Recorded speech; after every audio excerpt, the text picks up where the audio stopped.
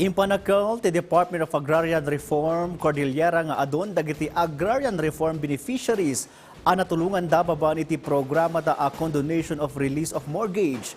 Report manipod kani Christine Bornolia sa Baway. Itisona ni President Ferdinand R. Marcos Jr. may sa kadagiti na ipanakkel iti agtultuloy apan nakaiwaras ti titulo kadagiti agrarian reform beneficiaries. Tapno matagikwa dagiti manalon ti daga asukso kayenda. Upang makapagbigay ng kapanatagan sa isipan ng mga benepisyaryo ng agrarian reform. Wala tayong tigil sa pamamahagi ng mga titulo sa lupa na ginawad sa kanila. Tatapusin na natin ang pamamahagi ng mga titulo sa susunod na taon.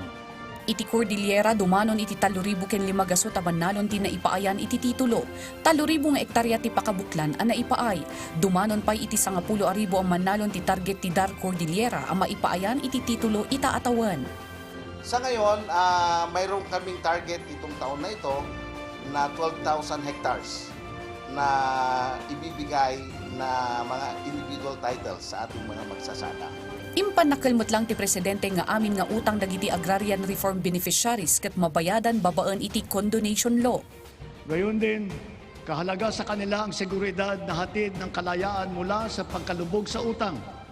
Kaya asahan ninyo, kukumplituhin na natin ngayong taon ang ginagawa natin pagpapawalang bisa ng mga utang ng ating mga benepisyaryo.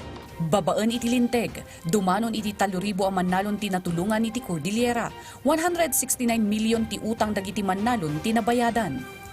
Dito sa Cordillera Administrative Region ay 100% na na-accomplish natin itong layunin ng ating mahal na Pangulo. Lahat ng mga farmer beneficiaries na binubuo ng mahigit 3,500 farmers at ito'y tumutugma sa mahigit 3,000 hectares na lupa na nabigyan ng CLOA ay napatawad na ng land bank. Malaksid pa'y iti daytamang ipapaaymat lang ti opisina iti nagduduma a serbisyo kadagiti agrarian beneficiaries. Kas ti panangipaay iti makinarya. Christine Bornolia sa Baway para iti Pagilian.